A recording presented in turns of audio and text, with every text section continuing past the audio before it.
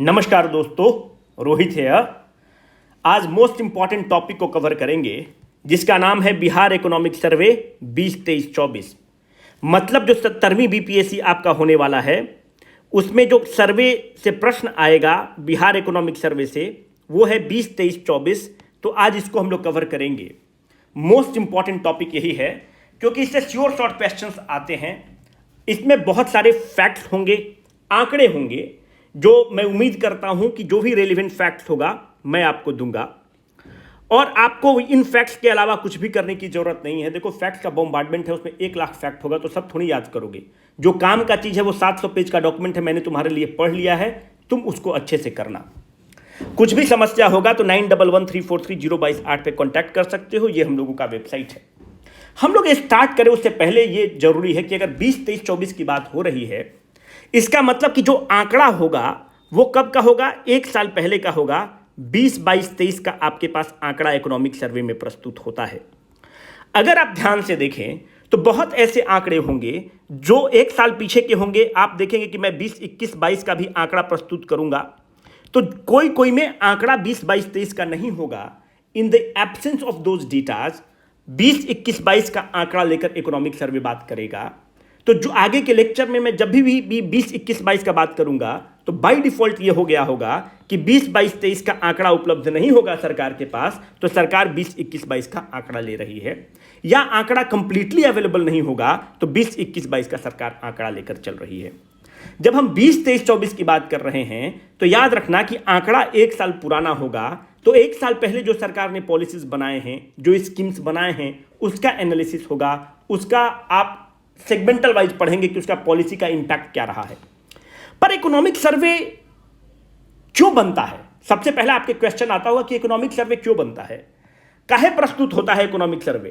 तो तुम बोलोगे कि बीपीएससी एग्जाम में क्वेश्चन पूछने के लिए प्रस्तुत होता है। अगर ऐसा सोच रहे हो तो ढेचू ढेचू मत करो, बदमाशी कर रहे हो। देखो, जो इकोनॉमिक सर्वे में आंकड़े होते हैं ये सरकार के आंकड़े होते हैं।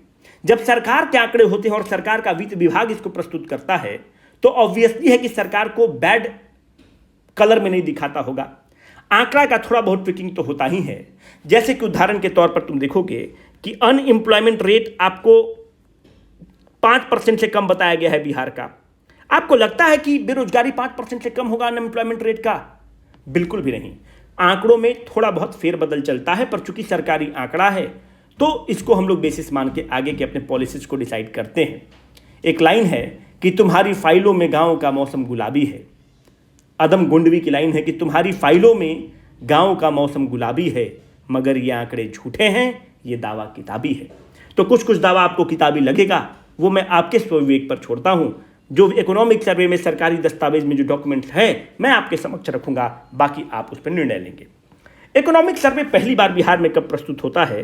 तो 2006-07 में माननीय सुशील कुमार मोदी, जो दिवंगत सुशील कुमार मोदी हैं, वो पहली बार आर्थिक सर्वेक्षण लेकर आते हैं। अभी वाला जो आर्थिक सर्वेक्षण है वो माननीय सम्राट चौधरी ने प्रस्तुत किया है। कब किया है? 12 फरवरी 2024 को किया है। कितने नंबर का इकोनॉमिक सर्वे है? तो 18वें नंबर का इकोनॉमिक सर्वे है। इसमें कितने चैप्टर्स हैं? तो टोटल 14 चैप्टर्स अवेलेबल हैं इकोनॉमिक सर्वे 2023-24 में। फिर भी question still revolves around the same point, why do we have the economic survey? अगर आप बहुत हमसे किताबी डिफिनेशन पूछेंगे तो मैं ये बताऊंगा कि इट टेल्स अस और it gives us clear picture about the impact of recent policy interventions.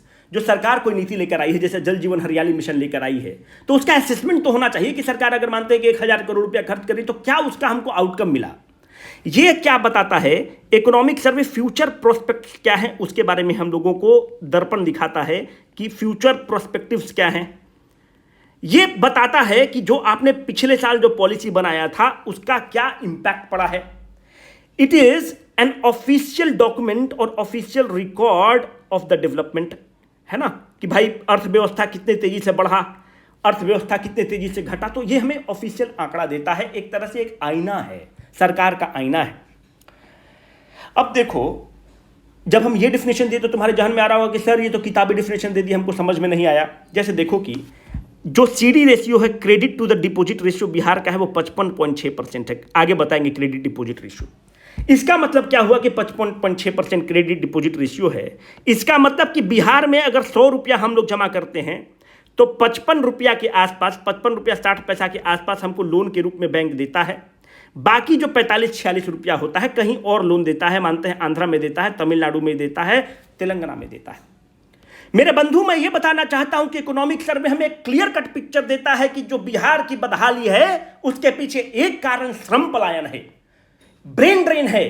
पर एक बहुत महत्वपूर्ण पिक्चर हमें देता है कि credit to the deposit ratio 55.6% है। इसका मतलब कि हम लोग 100 रुपया जमा करते हैं तो हमको लोन में 55 रुपया 60 पैसा मिलता है। इसका मतलब कि जो एक्स्ट्रा 45 रुपया है, जैसे तुम तमिलनाडु वगैरह में देखोगे तो कहीं कहीं 145% है, कहीं कहीं तुम देखोगे कि 178% है। मतलब वहां का जनता 100 रुपया देता है तो बैंक उस स्टेट में लोगों को 178 रुपया का लोन देता है। बैंक पैसा आपसे लेता है तो लोन देने के लिए लेता है, जमा करने के लिए नहीं देता है। पर बिहार में अगर हम लोग 100 रुपया जमा करते हैं तो मात्र 55 रुपया हमको लोन मिलता है, 45 रुपया कहीं अन्य राज्यों का मिलता है। तो मेरा कहने का मात्र यह है कि अगर बिहार में श्रम का पलायन हुआ है, बिहार में मेधा का पलायन हुआ है, तो बिहार में पूंजी का भी पलायन हुआ है। यह हमें इकोनॉमिक सर्वे बता रहा है। तो दिस आंकड़ा, this fact and figure is giving us a clear cut understanding that श्रम का पलायन बिहार की बदहाली के लिए जिम्मेवार है, मेधा का पलायन बिहारी अस्मिता के लिए खतरा है, तो उतना ही पैसा का पलायन, पूंजी का पलायन भी बिहार में हो रहा है। ये हमें क्रेडिट डिपॉजिट रेशियो बता रहा है। तो ये आपको आंकड़ा पता चला। जब आंकड़ा पता चला तो सरकार यहां पर इंटरवेन करेगी, बैंक को टाइट करेगी कि भाई तुम 55.6 की जगह तुम 70% लेके चलो, बिहार में ज्यादा लोगों को लोन दो, हमारा पैसा लेकर तुम लोन दे रहे हो आंध्र प्रदेश में, तमिलनाडु में। तो ये इकोनॉमिक सर्वे आपको डाटा दे रहा है। जब ये इकोनॉमिक सर्वे हमको डेटा देता है तो now we can have a policy interventions, we can nudge the bank, we can nudge that department to do the needful stuff, right. तो इकोनॉमिक सर्वे का ये इंपॉर्टेंस है। Hope I have made my points very terse and clear. अब देखो हम लोग कुछ fact and figure लेंगे, उसके बाद हम लोग मूव कर लेंगे, ठीक है। अब ध्यान से देखो, बिहार का ये जो आंकड़ा हम आपको देंगे ना, ये आपके बिहार इकोनॉमिक सर्वे में दिया हुआ है। बिहार का ज्योग्राफिकल एरिया कितना है? 94163 स्क्वायर किलोमीटर। और क्षेत्रफल के दृष्टिकोण से तुम देखोगे तो बिहार 12वें नंबर पर राज्य है। अगर आप पर प्रतिशत वाइज बोलोगे तो बिहार तकरीबन 3%, 2.9% of the total land area occupy करता है भारत का। बिहार में टोटल डिविजन्स कितने हैं बाबू? टोटल डिवीजन की संख्या 9 है। टोटल जिला की संख्या बिहार में कितना है? 38 है। टोटल एसडीएम कितने बनेंगे, मतलब सब डिविजन्स कितने हैं? 101 है। बिहार में टोटल ब्लॉक की संख्या कितनी है जिसमें बीडीओ वगैरह बनते हैं? 534 ब्लॉक है। बिहार में टोटल पंचायत की संख्या कितनी है? 8406 पंचायत हैं। बिहार में टोटल विधायक कितने हैं? मेंबर ऑफ लेजिस्लेटिव असेंबली 243 हैं। बिहार में मेंबर ऑफ लेजिस्लेटिव काउंसिल कितने हैं?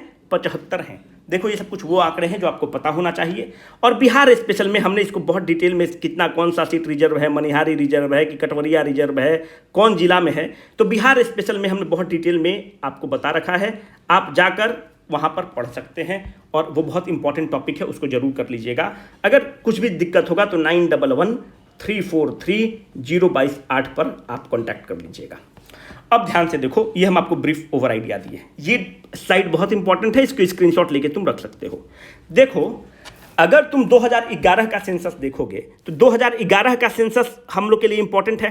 कायदे से 10 साल बाद सेंसस हो जाना चाहिए था, पर कोविड ईयर हो गया तो सेंसस नहीं होता है। पर यह आपको पता होना चाहिए कि बिहार जो है कास्ट बेस्ड सर्वे कराया है, कास्ट सेंसस, कास्ट बेस्ड सर्वे 2022 में कराया है। तो ये बहुत इंपॉर्टेंट फैक्ट एंड फिगर है जो आपके एग्जाम के लिए इंपॉर्टेंट है।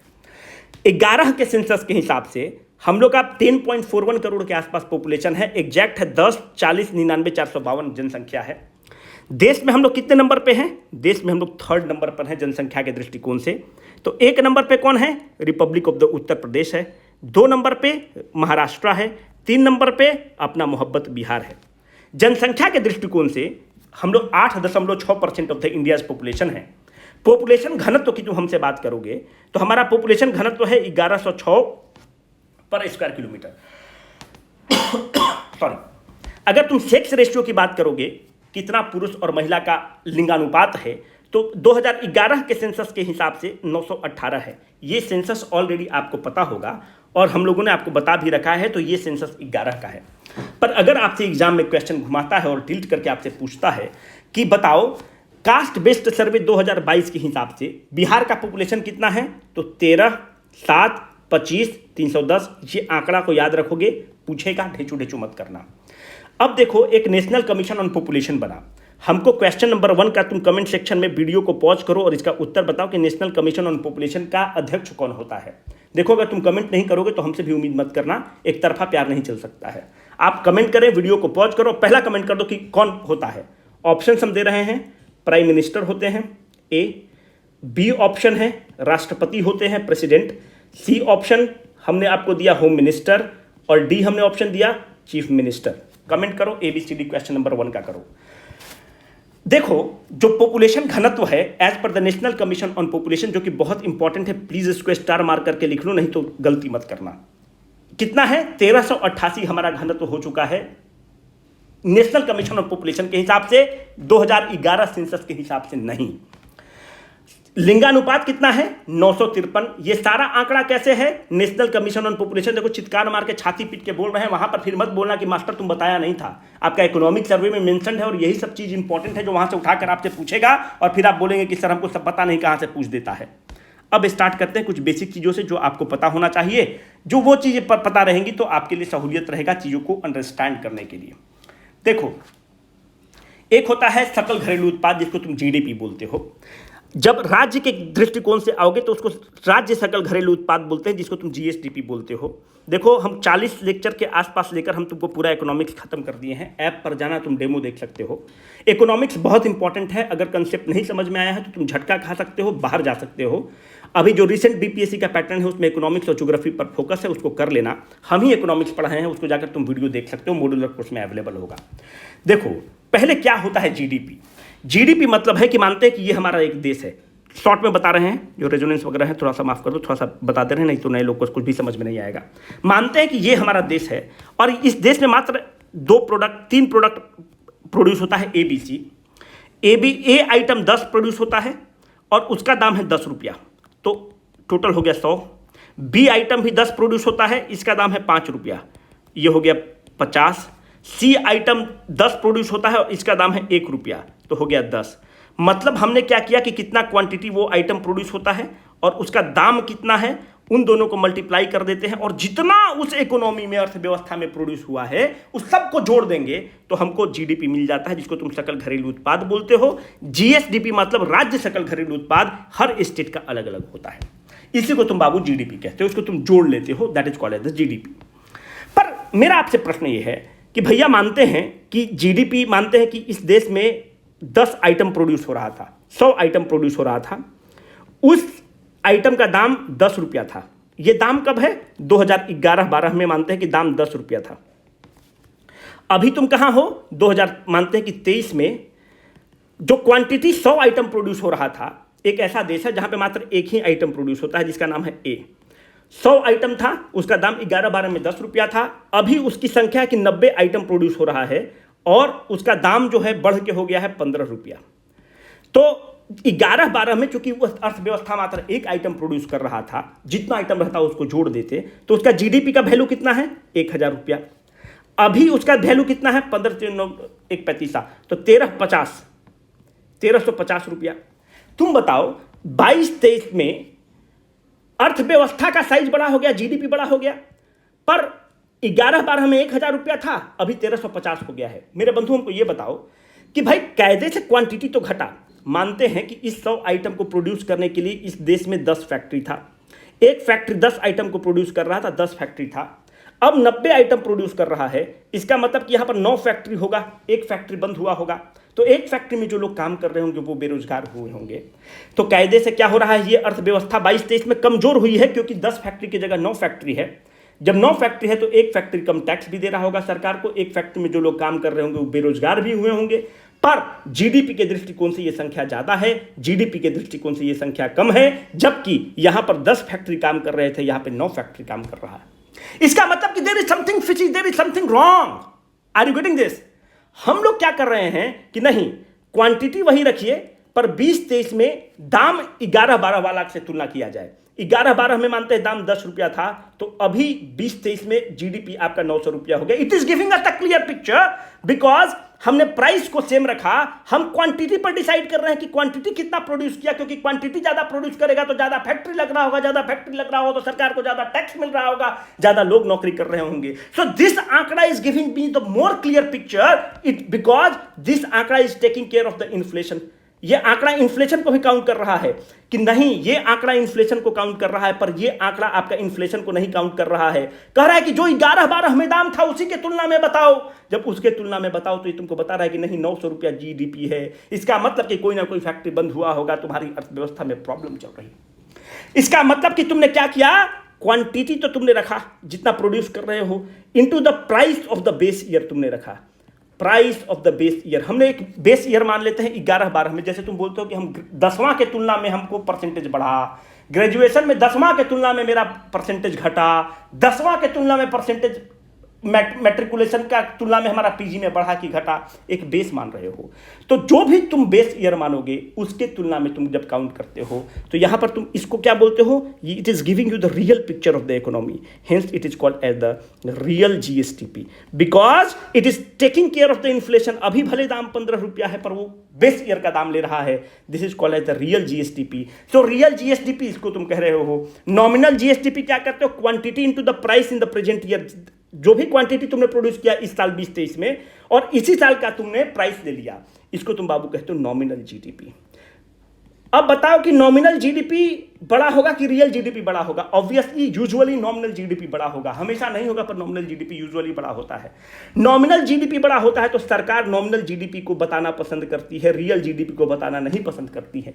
क्योंकि सरकार जीडीपी ज्यादा दिखाएगी तो जनता खुश होगा, मेरा जीडीपी बढ़ गया, देश का राज्य का जीडीपी बढ़ गया.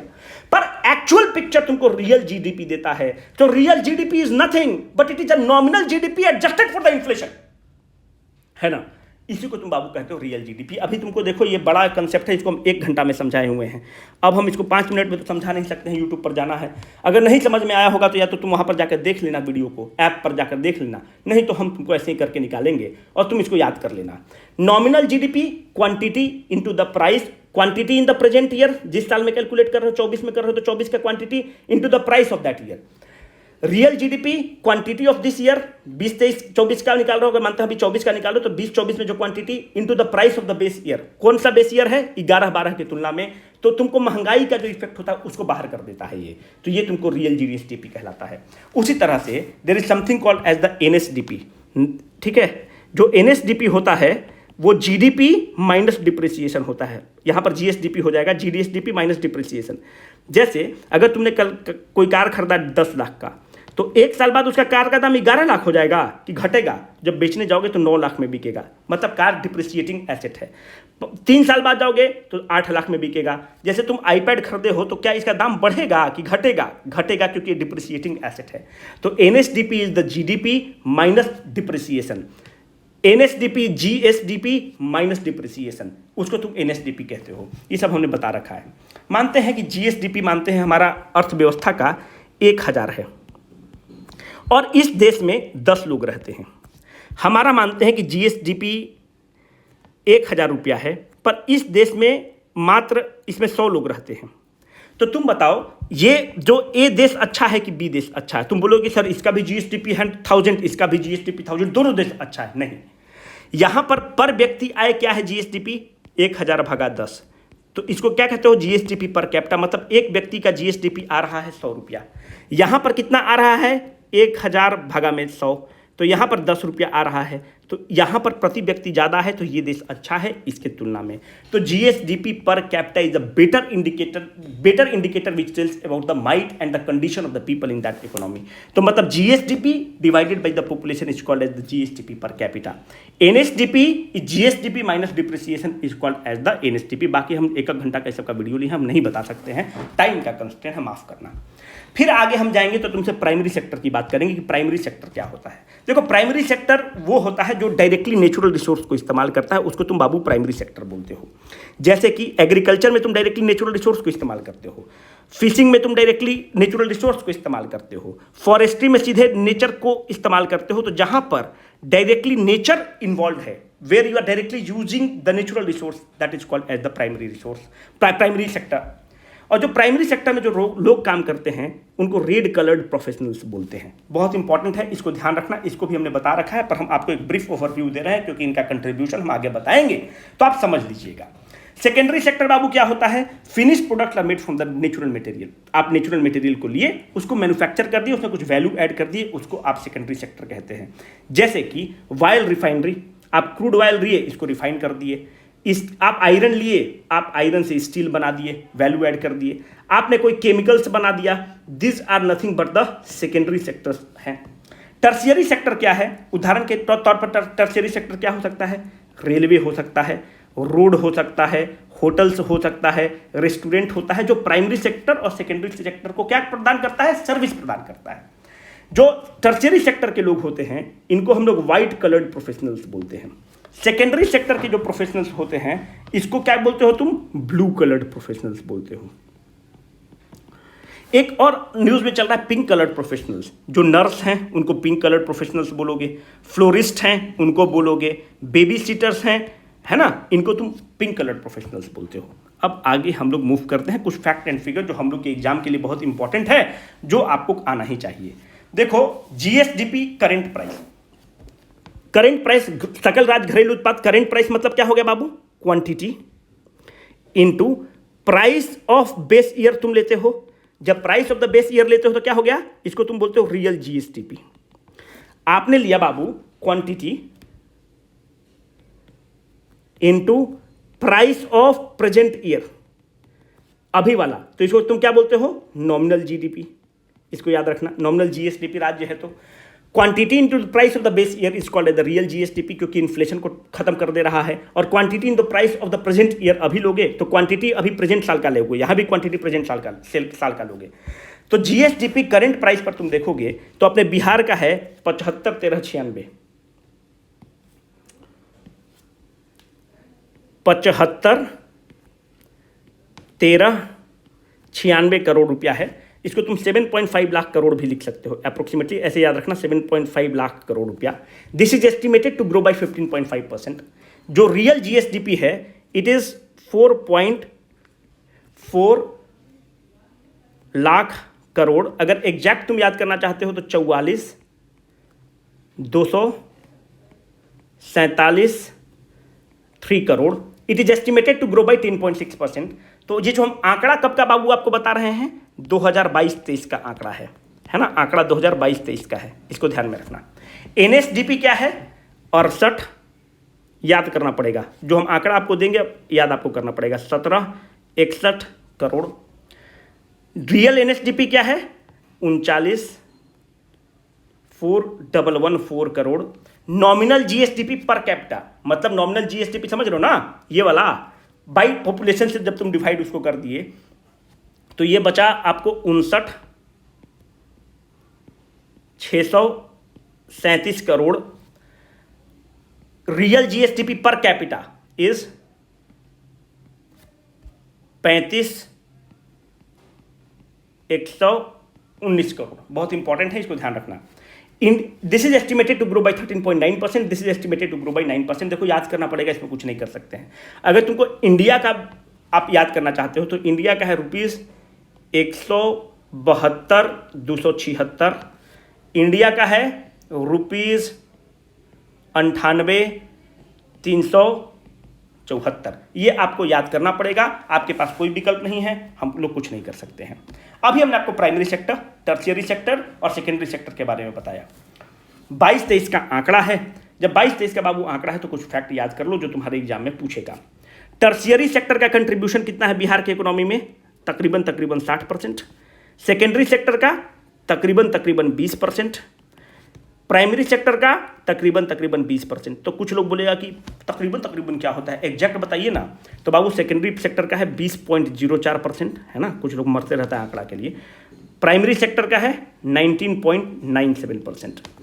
अब देखो प्रॉब्लम क्या है कि what is the growth rate, इनका ग्रोथ रेट क्या है? टर्शियरी सेक्टर का ग्रोथ रेट रहा है, मतलब बढ़ने का दर रहा है 13%, इसका सेकेंडरी सेक्टर का बढ़ने का दर रहा है 6.8% और इसका 6.7%।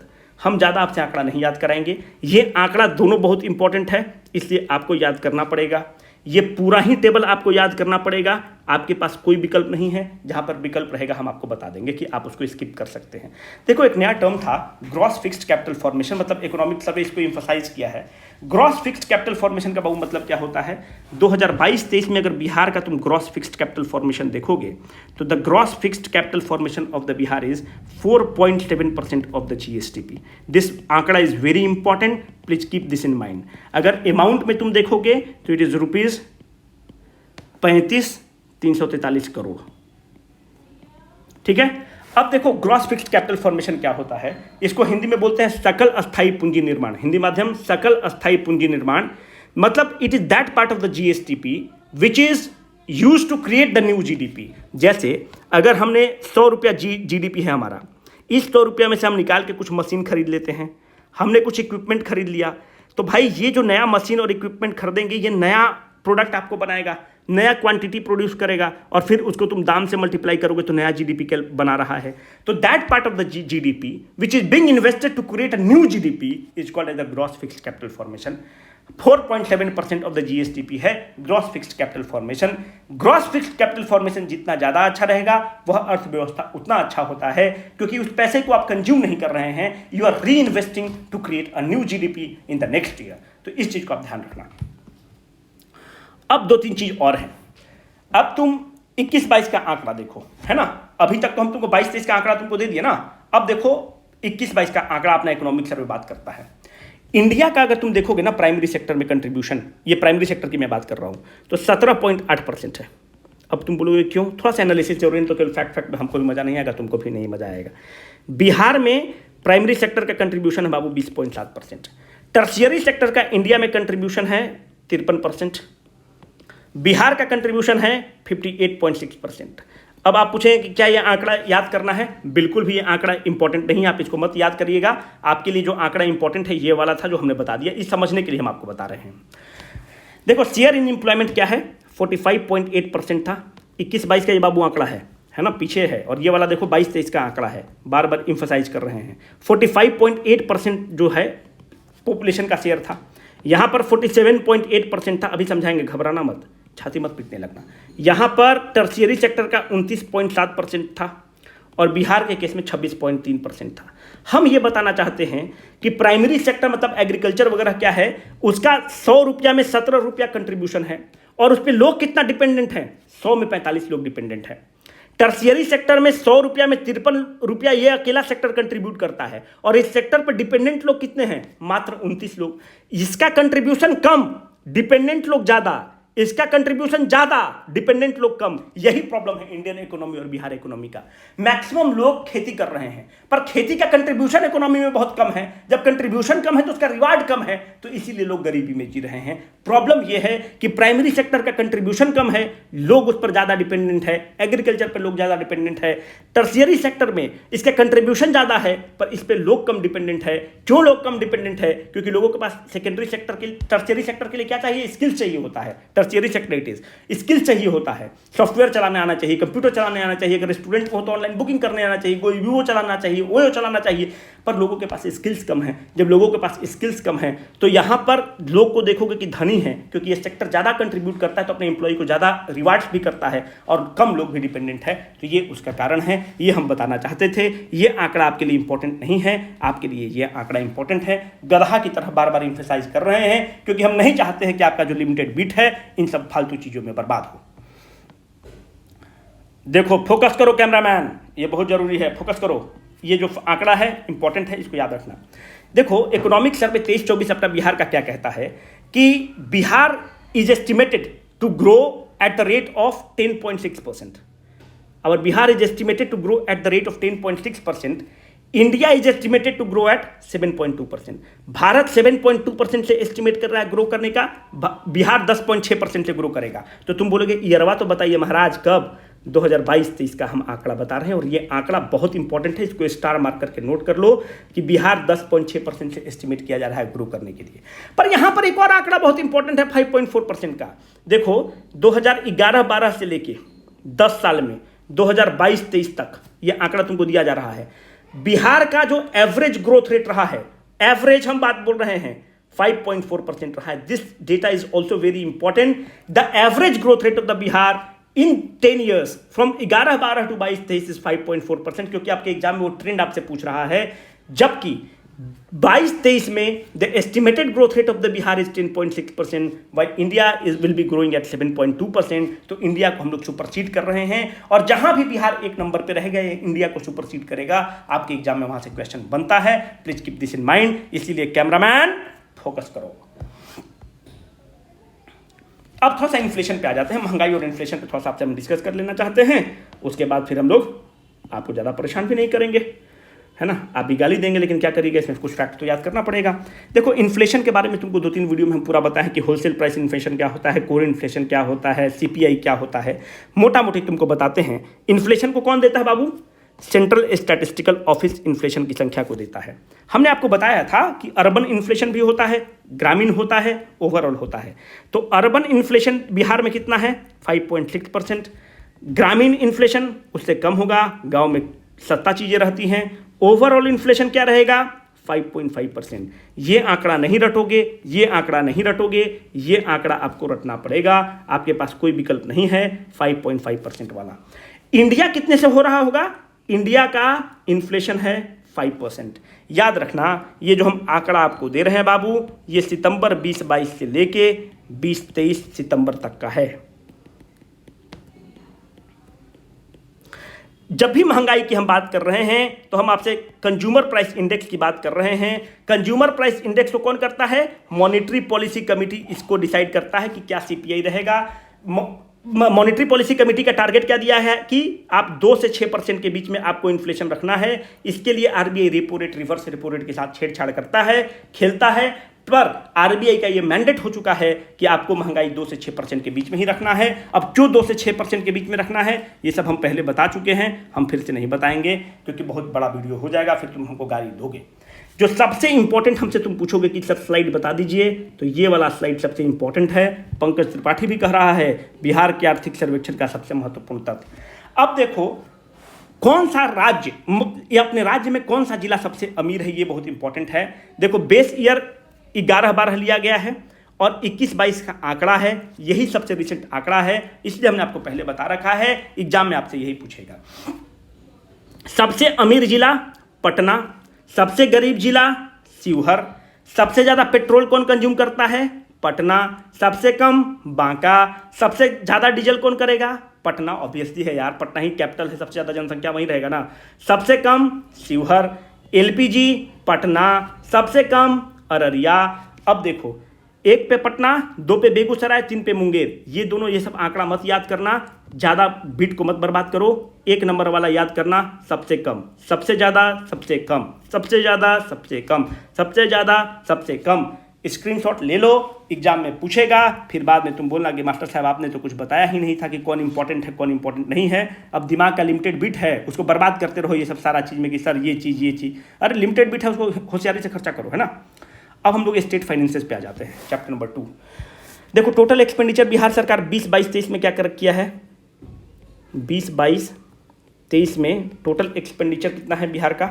वो है आपका 2.32 लाख करोड़। अब कुछ लोग बोलेगा नहीं एग्जैक्ट फिगर बताइए, हम मर जाएंगे, तड़प जाएंगे। लो, तो 31, तुम लोग याद रखना 2.3 लाख करोड़, है ना। देख लेंगे, इकाई, दहाई, यूनिट, टेंस, 100, 1000, 10,000 लाख, ठीक है। 2.32 लाख करोड़ अप्रोक्सीमेटली 231,904 करोड़ रुपया टोटल खर्चा करता है। उसमें एक खर्चा रेवेन्यू एक्सपेंडिचर होता है और एक खर्चा कैपिटल एक्सपेंडिचर होता है, पूंजी खर्चा होता है। और सॉरी पानी।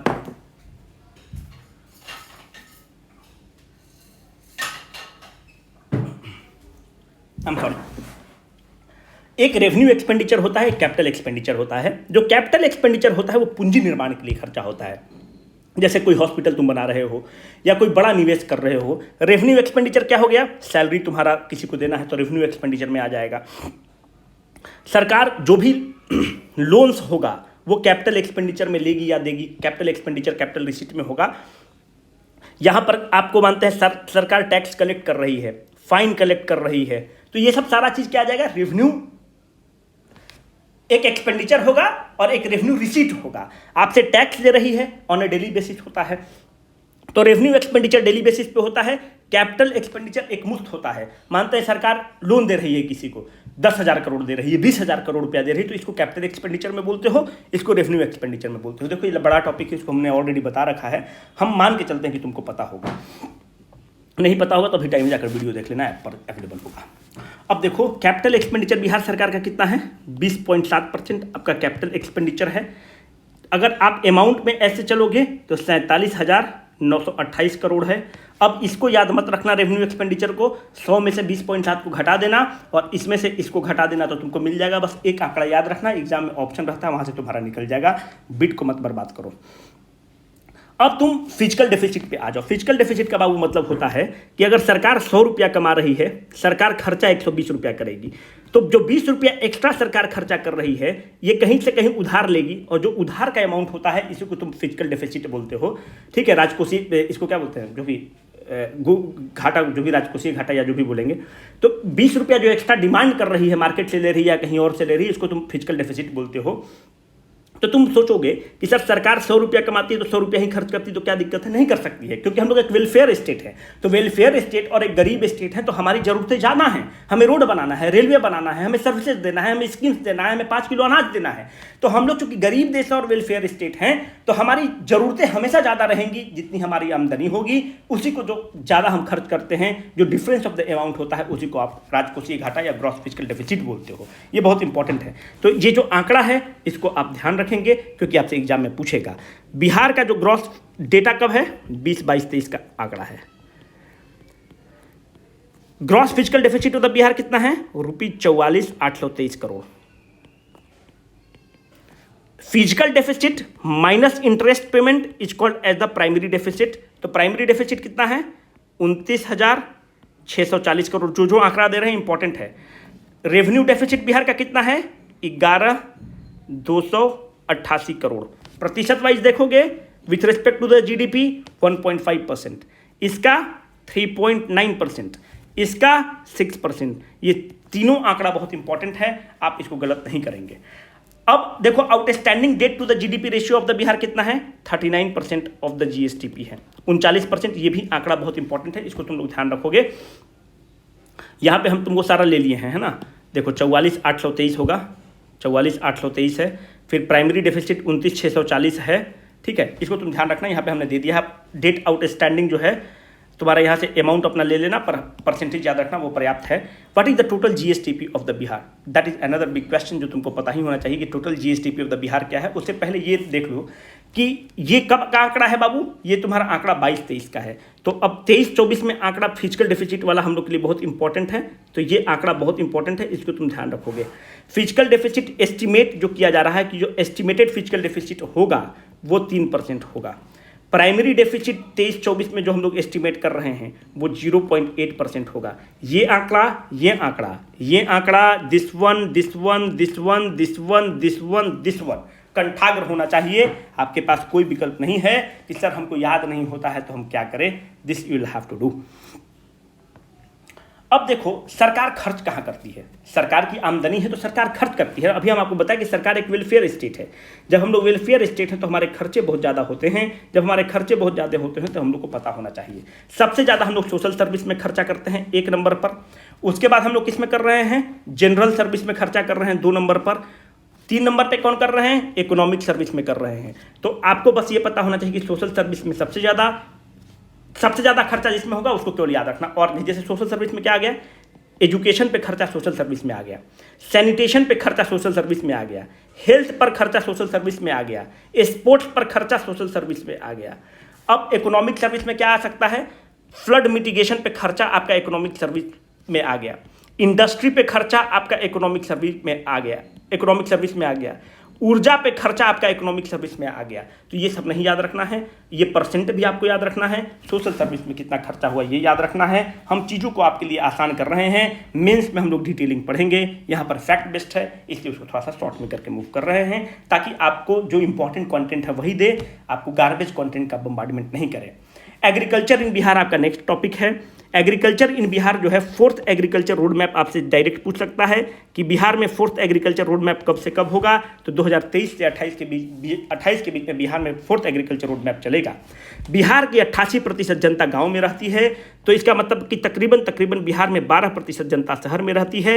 इसी को तुम अर्बनाइजेशन रेट बोलते हो, हम आगे आपको बताएंगे। तकरीबन इस्तेमाल कर रहे हैं। अगर 2011 के सेंसस के हिसाब से चलोगे तो एग्जैक्ट आंकड़ा आपको 11.3% है। नहीं तो तुम कुछ लोग छाती पीटने लगे, नहीं आप तो गलत बता दिए कमेंट में। 12% मान के चलना, एग्जैक्ट आंकड़ा 11.3% है। 50% जो हमारी आबादी है that is engaged in the agriculture. This facts are very important. 88% जनता गांव में रहती है, 50% आबादी जो है हमारा एग्रीकल्चर पर डिपेंड करता है। 2022-23 में अगर आप मेरे बंधु देखोगे तो एग्रीकल्चर का जो जीएसवीए में कंट्रीब्यूशन है 19.8% है। हम याद बोलना चाहते हैं कि एग्रीकल्चर प्लस एलाइड एक्टिविटी मतलब हो गया लाइव स्टॉक्स हो गया, फिशिंग हो गया, ये सब एग्रीकल्चर से जुड़े हुए कार्य हैं। इनका कंट्रीब्यूशन 2022-23 में ये आंकड़ा बहुत इंपॉर्टेंट है। आप इसमें कुछ भी नहीं, आपके पास स्कोप है मिस करने का। 19.8%, this is urbanization rate and this one, ये आप डेटा याद रखेंगे। देखो, लैंड यूटिलाइजेशन रेट एक इंपॉर्टेंट टर्म है। बिहार में जो टोटल लैंड यूटिलाइजेशन है ना, भारत का कितना है, तकरीबन 3%। आगे तुमको बताया ना 2.97% ऊपर, तो 3% ऑफ द भारत का अगर 100 बीघा जमीन है तो 3 बीघा बिहार में लाई करता है। अगर तुम देखोगे कि उस लैंड को हम कैसे इस्तेमाल करते हैं, तो नेट सोन एरिया बिहार में कितना है, 54.2%। ये आंकड़ा को स्टार मार्क करके करोगे, मतलब अगर बिहार के पास 100 बीघा बाबू जमीन है तो मात्र 54 बीघा में ही, 54.2 बीघा में ही फसल हम लोग कर पाते हैं, बाकी लैंड यूजलेस है। अगर हम उस लैंड को इरिगेशन देके या जो भी देके अगर हम उसको खेती में इस्तेमाल कर सकते हैं तो बिहार का डेवलपमेंट हो सकता है। ये मेंस का टॉपिक है कि कैसे हम लोग उसको डिस्कस करेंगे, because this datas are very important for the mains also. तो नेट सोन एरिया अगर क्षेत्रफल के दृष्टिकोण से देखोगे तो इट इज 5.70 लाख हेक्टेयर्स है। क्या ये आंकड़ा याद करेंगे? नहीं, कुछ लोग को याद करने का आदत है, उनको याद करने देना, तुम बस ये आंकड़ा याद करके रखना 54.2% का। एक बहुत इंपॉर्टेंट टर्म है जिसको तुम बाबू बोलते हो क्रॉपिंग इंटेंसिटी। क्रॉपिंग इंटेंसिटी मतलब है कि जो एग्रीकल्चर सीजन है उसमें कितने, एक जमीन में तुम कितने क्रॉप को रोप रहे हो। अगर एक एग्रीकल्चर सीजन में एक ही क्रॉप को रोप रहे हो तब तो दिक्कत है, मल्टीपल क्रॉपिंग का पैटर्न होना चाहिए। बिहार में जो क्रॉपिंग इंटेंसिटी है 1.45 है, मतलब एक से ज़्यादा क्रॉप ऑन एन एवरेज हम लोग रोपते हैं, कायदे से 2 से 3 क्रॉप होना चाहिए। पर ये आंकड़ा आपके लिए एग्जाम के लिए बहुत इंपॉर्टेंट है कि cropping intensity in Bihar is 1.45। Maximum cropping intensity बाबू कहाँ है, तो मैक्सिमम क्रॉपिंग इंटेंसिटी जो है बिहार में वो जहानाबाद जिला में है 1.93। 2 नंबर पे शिवहर में है 1.90, 3 नंबर पे सुपौल में है 1.82। मेरा थोड़ा सा गला बैठा हुआ है, माफ़ करिएगा आप लोग, पर चूंकि आप लोग का लेट हो जाता है इसलिए हमें बनाना जरूरी था। इसको बाबू स्टार मार्क करके रखिए और ये आपको कंठाग्र होना चाहिए। ये आंकड़ा जो आपको बता रहे हैं 54.2% वाला कंठाग्र होना चाहिए। ये पूरा जो एग्रीकल्चर वाला पार्ट है, जो भी आंकड़ा हम आपको दे रहे हैं स्टार मार्क करके कैटेगोरिकली मेंशन कर रहे हैं, आपको याद होना चाहिए, आपके पास कोई विकल्प नहीं है। अब देखो बिहार में एग्रीकल्चर में और क्या क्या इंपॉर्टेंट टॉपिक है। जैसे सबसे ज़्यादा हम लोग क्या प्रोड्यूस करते हैं, सीरियल्स 1 नंबर पर प्रोड्यूस करते हैं 22-23 के आंकड़ा के हिसाब से 87.9%। तुम देखो 1 नंबर पे सीरियल है, 2 नंबर पे पल्सेस है, फैंसी मीडियम हम लोग के लिए दाल है, 3 नंबर पे आप देखोगे तो शुगर केन है, 4 नंबर पे आप देखोगे तो वायल सीड्स है, 5 नंबर पे फाइबर क्रॉप्स है। ये सब हमारे लिए कोई काम का नहीं है। हमें ये पता होना चाहिए कि फूड ग्रेन जो है it alone account for 94.3% of the total crop area. जितना हम लोग क्रॉप करते हैं उसमें 94.3% एरिया में हम लोग अनाज का उत्पादन करते हैं जिसको फूड ग्रेन्स कहते हो।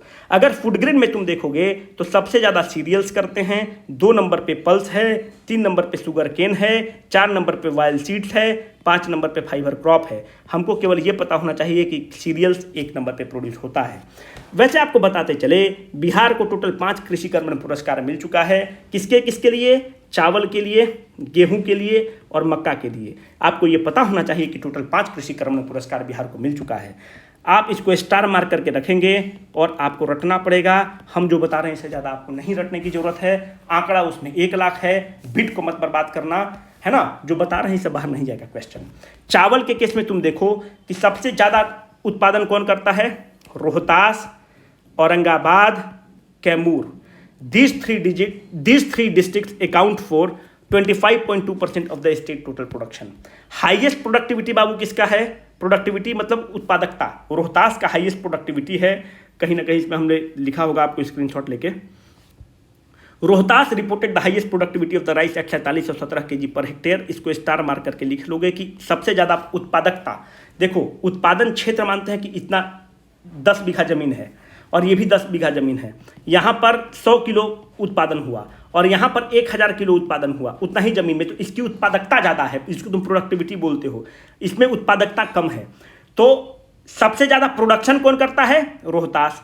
सबसे ज़्यादा प्रोडक्टिविटी किसका है? रोहतास।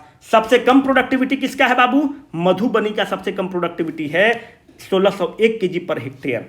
यहाँ से 3 चीज़ इंपॉर्टेंट निकल के आता है। पहला, प्रोडक्शन में रोहतास, प्रोडक्टिविटी में रोहतास, सबसे कम प्रोडक्टिविटी मधुबनी का। इससे ज़्यादा इंपॉर्टेंट है भी नहीं। अब फालतू तुमको रटना होगा तो कोई रोक नहीं सकता है, हम तो तुम्हारे स्क्रीनशॉट ही लगा दिए हैं। अब गेहूं में आ जाओ कि गेहूं का क्या स्थिति है। गेहूं में 1 नंबर पे रोहतास, 2 नंबर पे बाबू कैमूर, 3 नंबर पे Bhojpur. This 3 accounts for 21.1% of the total wheat production in the Bihar. That is very important. ये है प्रोडक्शन में कि सबसे ज़्यादा कौन जिला देता है। प्रोडक्टिविटी में हाईएस्ट है, इसको स्टार मार्क करके लिखो। प्रोडक्टिविटी के केस में खगड़िया। क्या खगड़िया का सर अमाउंट भी याद करेंगे? बिल्कुल भी नहीं। Highest Khagaria, lowest Jamui. खगड़िया 3960 नहीं याद रखना है, had the highest productivity in 2023 while Jamui has the lowest productivity. क्या ये याद रखना है? नहीं याद रखना है। फिर से रिपीट कर रहे हैं। गेहूं में सबसे ज़्यादा रोहतास, प्रोडक्शन में प्रोडक्टिविटी में सबसे ज़्यादा खगड़िया, सबसे कम प्रोडक्टिविटी जमुई का। आंकड़ा याद करना है? नहीं आंकड़ा याद करना है, पर एक बार ध्यान रख लेना कि 3000 है, 1900 है। अगर याद रह गया तो ठीक है, नहीं तो कोई दिक्कत नहीं है। अब पल्स में आ जाओ। पल्स मतलब दाल। तो पल्स में सबसे ज़्यादा प्रोडक्शन कौन करता है बाबू? पटना। 1 नंबर पे पटना प्रोडक्शन कर रहा है, आंकड़ा मत याद रखना। 2 नंबर पे औरंगाबाद, जिला औरंगाबाद, और 3 नंबर पे नालंदा। प्रोडक्टिविटी बहुत इंपॉर्टेंट है। 1 नंबर पे बेगूसराय है, 2 पे है आपका नालंदा। याद रखना, पल्स ही पूछेगा तुमसे। प्रोडक्शन में 1 नंबर पे पटना, प्रोडक्टिविटी में 1 नंबर पे बेगूसराय। याद रखना, फिर से बोल रहे हैं। पल्स में प्रोडक्शन में पटना, प्रोडक्टिविटी में बेगूसराय। पटना बेगूसराय, पटना बेगूसराय। शुगर केन में आ जाओ। 1 नंबर पे पश्चिम चंपारण, वेस्ट चंपारण 1 नंबर पे, 2 नंबर पे ईस्ट चंपारण, 3 नंबर पे गोपालगंज। ये सब याद करना है? नहीं। हाईएस्ट प्रोडक्शन कहाँ पे है? पश्चिम चंपारण। याद रखना, Paschim Champaran alone accounts for 64.5% of the total sugarcane production in the state. इसको जितना बार स्टार मार्क करके रखना है कर लो, बता रहे हैं, गलती मत करना। सबसे ज़्यादा पश्चिम चंपारण। अकेला क्या देता है? तकरीबन 65%, टू बी एग्जैक्ट 64.4%। मक्का छूट गया तुम्हारा। मक्का में 1 नंबर पे कौन है? अररिया। प्रोडक्शन और प्रोडक्टिविटी दोनों में अररिया है, याद रखना। 2 पे कटिहार, 3 पे पूर्णिया, 4 पे खगड़िया। कहीं लिखा होगा इसमें, देखो, Araria recorded the highest maize productivity in 2022-23। Production में भी यही है, leading the state with over 20% of the total maize production. The other major producing districts are Katihar, Purnia and Khagaria. ये तीनों इंपॉर्टेंट नहीं है, बस ये याद रखना कि अररिया 1 नंबर पे है प्रोडक्शन और प्रोडक्टिविटी दोनों में। आंकड़ा जो है ये इंपॉर्टेंट नहीं है। अब फालतू ये सब 9.87, 4.6 बकवास है। जो भी अगर कोचिंग वाला भी तुमको दे रहा है, यूट्यूब पे करा रहा है, एमसीक्यू, बकवास है। They are destroying your bit. Limited bits है, उसको बर्बाद मत करो इन सब चीज़ों में। अब फ्रूट्स पे आ जाओ। इसीलिए हम कैटेगोरिकली मेंशन कर रहे हैं कि क्या याद करना है। 1 नंबर पे केला, 2 पे आम, 3 पे गुआवा, 4 पे लीची। ये याद रखना क्योंकि फंसा सकता है। कुछ बोलेगा सर फैक्ट दीजिए ना, रट लो। 20.04 लाख टन फ्रूट में सबसे ज़्यादा केला उत्पादन होता है। भाई अमाउंट बोल रहे हैं, मानते हैं कि सबसे ज़्यादा अमाउंट बनाना का होता है, पर सबसे ज़्यादा बुआई कहाँ होता है? खेती सबसे ज़्यादा किस चीज़ का होता है? आम का। पर प्रोडक्शन आम का 2nd नंबर पे है, सबसे ज़्यादा प्रोडक्शन बनाना का है। क्षेत्रफल में बुआई जो होता है मैंगो का, 2 पे बनाना, 3 पे लीची। हाईएस्ट प्रोडक्टिविटी, उत्पादकता सबसे ज़्यादा किसका है? बनाना का, 2 पे पाइनएप्पल। हम इसमें कुछ भी हेल्प नहीं कर सकते हैं, फैक्ट है, पूछ लेता है। बनाना 1 नंबर पे जिला मधुबनी, ग्वाभा में नालंदा 1 नंबर पे, लीची 1 नंबर पे मुजफ्फरपुर, आम 1 नंबर पे दरभंगा, टी कहाँ पे होता है? किशनगंज। याद रखना Kishanganj is the wettest place in Bihar, सबसे ज़्यादा रेनफॉल भी वहीं होता है। मखाना, बताओ जी, मखाना को क्या कहते हैं? फॉक्सनट फैंसी मीडियम बोलते हैं। 90% ऑफ द प्रोडक्शन अकेला बिहार देता है मखाना को। अब कमेंट सेक्शन में बताना कि मिथिला मखाना को जीआई टैग मिला है कि नहीं मिला है, यस या नो। फिश में 1 नंबर पे, ध्यान नहीं आ रहा है।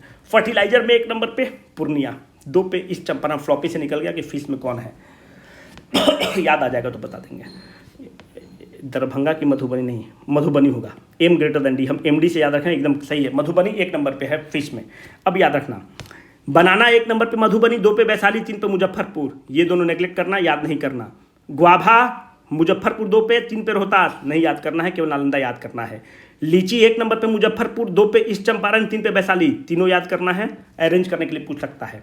मैंगो 1 पे दरभंगा, 2 पे ईस्ट चंपारण, 3 पे वैशाली, याद नहीं करना है। टी किशनगंज। मखाना रट्टू लोग रट लेना, 35,224 हेक्टेयर में होता है, प्रोडक्शन 57,600 टन, एग्जाम में नहीं पूछेगा। फिश में 1 नंबर पे मधुबनी जिला है। थोड़ा सा गला बैठा हुआ है तो प्लीज़ अगर आवाज़ अच्छे से नहीं आएगा तो माफ़ करना। फर्टिलाइजर कंजम्पशन में 1 नंबर पे पूर्णिया, 2 पे ईस्ट चंपारण, 3 पे रोहतास, ये दोनों को याद नहीं करना है, पूर्णिया 1 नंबर पे है, इसको याद रखना। जैविक कॉरिडोर स्कीम कितना पे चल रहा है? 13 जिला में चल रहा है। जैविक खेती की बात हो रही है। 2022 से 25 के बीच में बिहार सरकार का एम है कि इन 13 जिला में 20,000 एकड़ में हम लोग जैविक खेती करेंगे। बहुत इंपॉर्टेंट है, इसको ध्यान रखना। फैंसी मीडियम जैविक खेती मीन्स ऑर्गेनिक फार्मिंग, है ना? You must be knowing organic farming, organic products. अब 21-22 का कुछ आंकड़ा उठा लिया जाए बंधु। अब ध्यान रखना, आंकड़ा के लिए स्पेसिफिकली लिखें 21-22, यही आंकड़ा अवेलेबल था तुम्हारे पास। जो total irrigated land of Bihar है वो हाईएस्ट किस जिला में है? 500 बार इसको स्टार मार्क करना, रोहतास में। लोएस्ट कुछ नहीं मिलेगा इकोनॉमिक सर्वे में, तो शिवहर मार देना। ये हम क्या बता रहे हैं? टोटल इरिगेटेड एरिया, सिंचित भूमि, टोटल इरिगेटेड एरिया। सबसे ज़्यादा इरिगेशन हम लोग बिहार में किस चीज़ से करते हैं? 63.1% ट्यूबवेल से करते हैं, कैनाल से 31% के करते हैं कैनाल से, और 2.2% करते हैं, तकरीबन सब लिखा हुआ है, तकरीबन 2.2% करते हैं टैंक और इरिगेशन से। अगर 100 नहीं हो रहा होगा तो अदर सोर्सेज भी होता है। हाय मत, छाती मत पिटने लगना, 100 तो नहीं हुआ, 100 तो नहीं हुआ। 63.1, तकरीबन 31% कैनाल से, तकरीबन 2.2% टैंक और इरिगेशन से। आपसे एग्जाम में पूछेगा कि ट्यूबवेल से सबसे ज़्यादा किस जिला में होता है, तो इसका करेक्ट आंसर है समस्तीपुर। 2 नंबर पे सीतामढ़ी और 3 नंबर पे नालंदा। कैनाल में रोहतास 1 नंबर पे, टैंक इरिगेशन में 1 नंबर पे दरभंगा। ये आपको याद करना है, आपके पास कोई विकल्प नहीं है। बाकी फालतू आंकड़ा मत याद करना, ये तीनों याद करना है आपको। Highest irrigated area Rohtas, lowest Sheohar, tubewell 63%, 31%, 2.2%। 1 number पे समस्तीपुर, ये दोनों याद नहीं करना है। सबसे ज़्यादा कैनाल से रोहतास में, सबसे ज़्यादा टैंक से दरभंगा में। ये आंकड़ा बाबू 21-22 का था। 22-23 के आंकड़ा के बारे में कुछ नहीं, इकोनॉमिक सर्वे साइलेंट है। वो केवल कहता है कि 22-23 में तकरीबन 71.3% ट्यूबवेल से होता है, 26.9% टैंक से होता है, और अदर सोर्सेज से 1.8% होता है। कोई जिला वाला का आंकड़ा नहीं देता है कि किस जिला में ट्यूबवेल से ज़्यादा होता है, किस में टैंक से कम होता है, किस में अदर रिसोर्सेज से ज़्यादा होता है। तो आपसे जिला वाला यही पूछेगा 21-22 वाला आंकड़ा। पर यह भी आंकड़ा चूंकि इकोनॉमिक सर्वे में मेंशन था और मुझे बहुत इंपॉर्टेंट लगा, इसलिए मैंने आपको बताना समझा। स्टार मार्क करके लिखोगे। वेस्टर्न कोसी कनाल पे बिहार सरकार का बहुत फोकस है और एग्जाम के लिए भी बहुत इंपॉर्टेंट है। वेस्टर्न कोसी कनाल जो है, ये प्रोजेक्ट 1962 में अप्रूव किया गया कोसी नहर पे। आपको पता है कि कोसी को सौर ऑफ बिहार भी बोलते हैं, है ना? सौर ऑफ बंगाल किसको बोलते हैं, ये बताना कमेंट सेक्शन में। इसको इंप्लीमेंट कब किया गया? 1971 में। अभी तक इंप्लीमेंट हो ही रहा है, 2024 में जाकर कंप्लीट इसको कर दिया जाएगा। देखो टोटल इरिगेटेड एरिया आपको पता है ना कि बिहार का जो नॉर्थ बिहार है वो बाढ़ से ग्रसित होता है, दियरा वाला सब क्षेत्र तो चला जाता है। साउथ बिहार सुखाड़ से ग्रसित है। तो अगर आप वेस्टर्न कोसी कनाल को बना देते हैं तो 265 जो हेक्टेयर ऑफ द लैंड है बेसिकली मधुबनी और सुपौल में, दरभंगा में, सॉरी, मधुबनी और दरभंगा में इतना क्षेत्रफल सिंचाई उसको मिल जाएगा और बिहार में एग्रीकल्चर पोटेंशियल बढ़ जाएगा। वेस्टर्न कोसी कनाल पे जितना अभी बाबू तुमको फैक्ट बताए हैं तुमको रटना पड़ेगा, तुम्हारे पास कोई स्कोप नहीं है। देखो जो बिहार में जो डेवलपमेंट होता है उसके लिए एक ऑर्गेनाइजेशन है जो काम करता है, उसका नाम है बियाडा। ठीक है, Bihar industrial area development agency. BIADA कब बना है? बियाडा एक्ट 1974 के तहत बना है, 1974 में बना है। क्योंकि बियाडा एक्ट के तहत बना है इसलिए आप इसको बोलते हैं कि ये स्टैट्यूटरी बॉडी है, संवैधानिक संस्थान नहीं है, एक वैधिक संस्थान है। मधुबनी और दरभंगा के लिए मुख्य रूप से वेस्टर्न कोसी कनाल है। ये आपके एग्जाम के लिए बहुत इंपॉर्टेंट है, इसको जरूर ध्यान रखिएगा, नहीं तो दिक्कत हो सकता है। अब हम एंटरप्राइज वाले चैप्टर में गए। बियाडा के बारे में हमने बताया। देखो बियाडा क्या करता है कि वो क्लस्टर डेवलपमेंट प्रोग्राम को फॉलो करता है, मतलब कुछ एरिया को ले लेता है और क्लस्टर बना के वहाँ पे डेवलपमेंट करता है। बिहार में टोटल 9 क्लस्टर्स हैं। 9 क्लस्टर्स कौन कौन हैं? ध्यान रखना, the 9 clusters are Begusarai, Bhagalpur, Saharsa, Purnia एक क्लस्टर है, 3 पर गया, 4 पे पटना, 5 पे दरभंगा, 6 पे हाजीपुर, 7 पे मुजफ्फरपुर, 8 पे बिहटा, 9 पे मोतीपुर मुजफ्फरपुर में जगह है। तो ये 9 क्लस्टर्स हैं, मोटा मोटी तुमको पता होना चाहिए। बिहटा एक इंपॉर्टेंट सेंटर है। यहाँ पर अभी जो बिहटा में एक ई रेडिएशन कम पैकिंग हाउस खोला गया है। अगर आपसे एग्जाम में पूछ दे कि ई रेडिएशन कम पैकिंग हाउस कहाँ खोला गया है तो पटना में खोला गया है। और यहाँ पर एक पैकिंग हाउस एक्सपोर्ट के लिए भी खोला गया है बिहटा में। ठीक है, तो ये दोनों बहुत इंपॉर्टेंट फैक्ट है, याद रखना कि बिहटा में ई रेडिएशन कम पैकिंग हाउस खोला गया है और पैकिंग हाउस फॉर एक्सपोर्ट भी खोला गया है। आपको पता है कि भारत सरकार 1 डिस्ट्रिक्ट 1 प्रोग्राम चला रही थी। तो 1 डिस्ट्रिक्ट 1 प्रोडक्ट के तहत अगर तुम देखोगे तो बिहार में 38 जिला में 19 डिफरेंट प्रोडक्ट को चूज किया गया था। तो ये एक इंपॉर्टेंट फैक्ट है जो तुमको ध्यान रखना है। बिहार में देखो शुगर का प्रोडक्शन बहुत होता है और शुगर मिल पे बहुत लोड होता है और शुगर मिल जो है पेमेंट नहीं कर पाता है जो गन्ना उत्पादक होते हैं। तो अब क्या किया गया है कि जो गन्ना होता है या तो उसका हम लोग इथेनॉल बना देते हैं या गुड़ बना देते हैं जिसको तुम जैगरी बोलते हो। तो बिहार सरकार का जो टारगेट है कि अगले 5 साल में 405 जैगरी यूनिट खोलेंगे। इसको स्टार मार्क करके लिख लो कि अगले 5 साल में बिहार सरकार कितना जैगरी यूनिट खोलने वाला है, तो 405 जैगरी यूनिट खोलने वाला है। देखो एक बिहार स्टार्टअप पॉलिसी भी बिहार सरकार लाई थी। बिहार स्टार्टअप पॉलिसी 2016 में लाई थी, इसको रिवैम्प की थी 2022 में। मैच द फॉलोइंग करके आपसे क्वेश्चन पूछ सकता है कि बिहार स्टार्टअप पॉलिसी कब आया था? 2016 में। इसको रिवैम्प किया गया था 2022 में। बिहार आईटी पॉलिसी 2024 में लाया गया है। ये आंकड़ा आपके लिए बहुत इंपॉर्टेंट है क्योंकि मैच द फॉलोइंग करके पूछ सकता है कि बिहार आईटी पॉलिसी कब आया, बिहार स्टार्टअप पॉलिसी कब आया। इस बिहार आईटी पॉलिसी के तहत क्या है कि आईटी का जो है इंफॉर्मेशन टेक्नोलॉजी पार्क्स वगैरह लगाने की बात की गई है। इसमें कैपिटल सब्सिडी बिहार सरकार 30% दे रही है। मैक्सिमम कितना आप ले सकते हो? 30 करोड़ रुपया तक। जैसे कि अगर मानते हैं तुम 1000 करोड़ का तुम प्रोजेक्ट लगा रहे हो तो अब तुम 30% इसका तुम निकालो। फैंसी मीडियम 30/100 इंटू 1000 करोड़ गया तो तुम बोलोगे कि सर 300 करोड़ रुपया हमको दे दीजिए सब्सिडी। बहुत सुंदर, बिहार सरकार बर्बाद हो जाएगा। बिहार सरकार बोलता है मैक्सिमम 30 करोड़ रुपया, 30% cap to the maximum of 30 crore रुपया। या तो आप ये ले लीजिए, नहीं तो और है 10% इंटरेस्ट सबवेंशन ले लीजिए। भाई फैक्ट्री लगाओगे, आईटी पार्क लगाओगे तो बहुत ज़्यादा तुमको लोन लेना पड़ता है। 10% इंटरेस्ट सबवेंशन ले लो। मैक्सिमम कितना ले सकते हो? 40 करोड़ रुपया कैपिंग तक। वो 10% इंटरेस्ट सबवेंशन तुमको मिलता है, माफी मिलता है, ऋण माफी 5 साल तक। मैक्सिमम 40 करोड़ रुपया तुम ऋण माफी ले सकते हो। जितना तुम्हारा बिजली बिल आएगा 25% तुम्हारा एनर्जी बिल अगले 5 साल तक बिहार सरकार आपको सब्सिडी के रूप में दे देगी। अगर मानते हैं तुम 100 करोड़ रुपया का तुम्हारा खर्चा आता है रेंटल, मतलब तुम जहाँ पे फैक्ट्री लगा रहे हो, तो 50% जो उसका सब्सिडी है बिहार सरकार 5 साल तक देगी। मानते 100 करोड़ रुपये में 50 करोड़ रुपया बिहार सरकार आपको सब्सिडी के रूप में देगी। बस ये 4 पॉइंट्स हैं जो तुमको पता होना चाहिए। आपके करंट अफेयर्स में भी रहेगा पर हमको लगा कि बहुत इंपॉर्टेंट है तो हम आपको बता दिए। बिहार में तुम सुधा का दूध खाते होगे, सुधा का लस्सी भी खाते होगे और सुधा का पेड़ा भी खाते होगे। जो ऑर्गेनाइजेशन उसके लिए है उसका नाम है कॉम्फेड। कॉम्फेड जो है सुधा चलाता है। सुधा एक कोऑपरेटिव एजेंसी है, उसी का आउटकम है सुधा पेड़ा, सुधा का दूध, ये वो। ये जो सुधा है इसको चलाता, इसको कब एस्टेब्लिश किया गया था कॉम्फेड को? 1983 में एक आईएएस ऑफिसर थे, उनका नाम था रामचंद्र सिन्हा, वो इसको स्टार्ट करते हैं। बिहार में कुछ टेम्पल्स का जीर्णोद्धार किया गया है, उसके विकास के लिए खर्च किया गया है और वो टेम्पल्स का लिस्ट दिया हुआ है, आपके लिए बहुत इंपॉर्टेंट है। ब्रह्मेश्वर टेम्पल बाबू कहाँ है? ब्रह्मेश्वर टेम्पल आपका बक्सर में है। थावे टेम्पल कहाँ है? थावे टेम्पल, थावे वाला मंदिर गोपालगंज में है। बीबी कमल स्तूप कहाँ है? जहानाबाद में है। आपको ये सब नॉन इम्पॉर्टेंट लग रहा होगा, एग्जाम में ऐसे पूछ देगा, ठीक है। पुनौरा धाम कहाँ है? स्टार मार्क करके लिखो, सीतामढ़ी में पुनौरा धाम है। रोपवे कहाँ बनाया गया है? मंदार पर्वत माका और राजगीर में रोपवे बना गया है, मतलब रोपवे से मूवमेंट हो रहा है। न्यू टूरिज्म पॉलिसी बिहार सरकार लेकर आई है।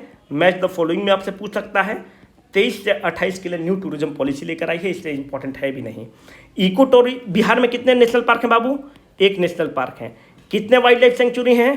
13 वाइल्ड लाइफ सेंचुरी हैं। कितना कम्युनिटी रिजर्व है? 1 कम्युनिटी रिजर्व है गोगाबिल। कितने रामसर साइट्स हैं? 3 रामसर साइट्स हैं, एक पे कवरताल, नागी नकटी जो है झाझा फॉरेस्ट रेंज में है, जमुई में है। अब कितने नंबर का है, कौन 81 है, कौन 82 है, कौन क्या है, ये सब हम पहले बता रखे हैं आपके ज्योग्राफी वाले वीडियो में। लेबर फोर्स पार्टिसिपेशन रेट पे बाबू आ जाओ। और पहला जू सफारी कहाँ हो रहा है? राजगीर में। थोड़ा सा फास्ट कर रहे हैं ना, क्योंकि फिर वीडियो बहुत बड़ा हो जाएगा। फर्स्ट जू सफारी कहाँ है? आपका राजगीर में है। आपका कुछ भी कंटेंट नहीं छूटेगा, इससे बाहर कुछ भी नहीं आएगा, आपको करना है। अब एक इंपॉर्टेंट एस्पेक्ट पे आ जाओ, लेबर फोर्स पार्टिसिपेशन रेट पे। लेबर फोर्स पार्टिसिपेशन रेट क्या है बिहार का? 50.9%। हम सारा बता रखे हैं लेबर फोर्स पार्टिसिपेशन रेट क्या होता है, वर्कर पॉपुलेशन रेशियो क्या होता है। लेबर फोर्स पार्टिसिपेशन मतलब होता है लेबर फोर्स पर 1000 ऑफ द पीपल। इसका मतलब होता है कि the part of the population able and willing to work, है ना, तुमको बता रखे हैं इकोनॉमिक्स वाले वीडियो में। It is the part of the population which is able and willing to work. तो मतलब number of the people who are employed and number of the people who are unemployed divided by per 1000 population या total population कर दोगे। अगर PT के लिए है, नहीं भी समझ में आ रहा तो कोई दिक्कत नहीं है, क्योंकि देखो इसको हम एक्सप्लेन किए, हम अभी एक्सप्लेन करेंगे तो वीडियो 3-4 घंटा का हो जाएगा। तो labour force participation rate Bihar का 50.9% है, बहुत इंपॉर्टेंट है। WPR workers participation rate Bihar का कितना है? 48.7% है। सारा आंकड़ा इंपॉर्टेंट है। अनएम्प्लॉयमेंट रेट को स्टार मार्क के करो, 4.3% है। इंडिया का कितना है? 3.4% है। कुछ नहीं है, उल्टा कर देना, 4.3 का उल्टा कर देना, इसको स्टार मार्क करके रखो। इसी में तुमको बोले थे गुंडवी का जो लाइन था कि तुम्हारे फाइलों में गांव का मौसम गुलाबी है ना। अदम गुंडवी का ये लाइन बहुत अच्छा है। मैक्सिमम पासपोर्ट कहाँ है? सिवान, गोपालगंज और पटना। ये तीनों जिला मिलके बिहार में 100 में से 29 पासपोर्ट बना लेता है, 29% है। बिहार में total number of the ITI college कितना है? 151 ITI कॉलेज है। इस ITI कॉलेज में जो 60 ITI कॉलेज है, इसको टाटा को दिया गया है। टाटा क्या करेगा? इसको सेंटर ऑफ एक्सीलेंस बनाएगा। ये बहुत इंपॉर्टेंट है, इसको ध्यान रखना कि टाटा टेक्नोलॉजी को दिया गया है। अनएम्प्लॉयमेंट रेट वाला स्टार मार्क करके रख लो कि अनएम्प्लॉयमेंट रेट क्या है? The unemployment rate in Bihar is 4.3%, है ना। तुम्हारी फाइलों में गांव का मौसम गुलाबी है, मगर ये आंकड़े झूठे हैं, ये दावा किताबी है। उधर जमहूरियत का ढोल पीटे जा रहे हैं वो, इधर पर्दे के पीछे बर्बरियत है, नवाबी है, लगी है होड़ सी देखने अमीरी और गरीबी में, ये गांधीवाद के ढांचे की बुनियादी खराबी है ना। अदम गुंडवी की सलाइन है, याद रखना। अब रोड डेंसिटी एज पर 2019 देखो, ये बहुत इंपॉर्टेंट आंकड़ा है, इसको गलत मत करना। 2019 वाला ही रिसेंट आंकड़ा है। What is road density? It is the road per 1000 square kilometer. Number of the roads per 1000 square kilometer is called as the road density. Bihar road density में पूरे देश में 3 नंबर पर है। हमारा कितना रोड है? 3167 पर 1000 स्क्वायर किलोमीटर है एज पर 2019। ये आंकड़ा बहुत इंपॉर्टेंट है, 3167 वाला। टोटल 5969 किलोमीटर नेशनल हाईवे है as of March 2022। Length of the state highway कितना है? 3638 kilometre as of March 2022। Double decker एक फ्लाईओवर बन रहा है, कहाँ पे बन रहा है जी? छपरा में, double decker flyover. Tele density in Bihar क्या है? मतलब नंबर ऑफ फोन कनेक्शंस पर 100 पीपल। तो 100 में 53.62% आदमी के पास तो कुछ लोग बोले सर या तो 53 होगा या 54 होगा। भाई ऑन एन एवरेज लिया जा रहा है, इसको तुम टेली डेंसिटी कहते हो, number of the telephone connections पर 100 पीपल। बिहार में हर थर्ड आदमी के पास इंटरनेट कनेक्शन है, याद रखना। Every third person has the access to the internet. Bihar में 34,017 वाईफाई पब्लिक वाईफाई स्पॉट्स हैं, इसको स्टार मार्क करके लिखो, क्योंकि highest number of the wifi users इन बिहार है। पहली बात, the highest number of the wifi users कहाँ है पूरे देश में? बिहार में है। 40 लाख यूनिक यूजर्स हैं। Highest number of the public कहाँ पर है? बिहार में पब्लिक वाईफाई हॉटस्पॉट है। जहाँ भी बिहार एक नंबर पर रहेगा उसको याद करके रखना है। कुछ ऐप्स हैं जो हमें पता होना चाहिए। बिहार सरकार जो इकोनॉमिक सर्वे मेंशन करती है, एक चक्र ऐप के बारे में मेंशन करती है। ये ऑनलाइन क्रिमिनल डेटाबेस है, सारा क्रिमिनल का डेटाबेस। अगर हम कुछ क्रिमिनल कर रहे हैं, फोटो डाला, मेरा सारा आपराधिक हिस्ट्री उसके पास मिल जाएगा, चक्र ऐप में डालेगा तो। एक है समीक्षा ऐप। देखो जो डिस्कॉम्स हैं, जो पावर डिस्ट्रीब्यूटिंग कंपनीज हैं, उनका हालत बहुत ख़राब था। उनके हालत को पैनी नज़र रखने के लिए, उनके ऑपरेशनल परफॉर्मेंस पर नज़र रखने के लिए समीक्षा ऐप बना था। एक है समाधान। बिजली कभी भी कट रहा है, कभी भी आ रहा है, तो बिजली कब कटेगा, उसका शेड्यूल कब होगा, कब उसका शेड्यूलिंग मेंटेनेंस होगा, उसके लिए समाधान ऐप बना हुआ है, शेड्यूलिंग ऑफ पावर।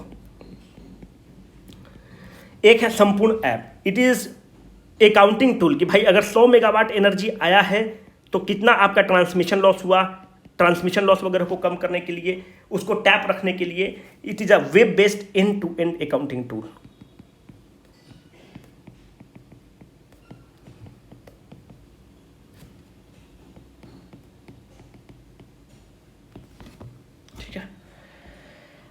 अब 2-3 और बहुत इंपॉर्टेंट है। एक है आंगन ऐप। जो आंगन ऐप है ना आपका, वो CDPO वगैरह इस्तेमाल करता है, जो चाइल्ड डेवलपमेंट प्रोजेक्ट ऑफिसर्स वो लोग हैं, उन लोग इस्तेमाल करते हैं आंगनवाड़ी सेंटर्स के ओवरऑल फंक्शनिंग को देखने के लिए।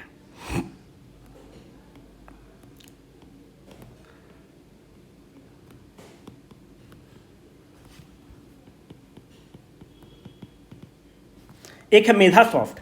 It manages the details of all the school children. School children का जितना भी डिटेल्स है वो आपको मेधा सॉफ्ट पर है, और बहुत इंपॉर्टेंट है क्योंकि इसको भी अवार्ड मिला है। और जितने भी गवर्नमेंट एडेड इंस्टीट्यूशंस हैं उनके सारे डिटेल्स मेधा सॉफ्ट पर हैं। ई कल्याण क्या है? देखो सरकार कुछ बच्चों को स्कॉलरशिप वगैरह देती है, तो जो भी सरकार फाइनेंशियल अवार्ड्स देती है ना चिल्ड्रेन को, तो भाई उसको टैप कैसे रखोगे? ऐसा तो नहीं कि गलत आदमी को दिया जा रहा है। जो भी फाइनेंशियल अवार्ड्स या जो भी फाइनेंशियल स्कॉलरशिप्स दिया जाता है स्कूल चिल्ड्रेन के लिए, स्टूडेंट्स के लिए, उसको ई कल्याण के थ्रू दिया जाता है।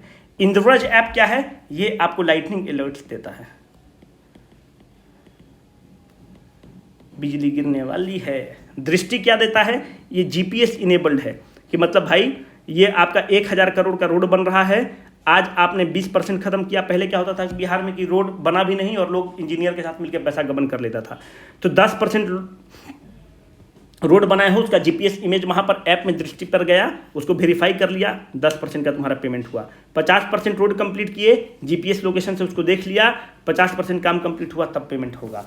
संपदा क्या है? देखो सरकार के पास बहुत सारे एसेट्स होते हैं, उन एसेट्स को कैसे इस्तेमाल करना है, that is called as the Sampada app. भाई कितना टेबल है, कितना कंप्यूटर है, कितना पंखा है, कितना AC है, सारा का रखने के लिए हिसाब संपदा ऐप बना है।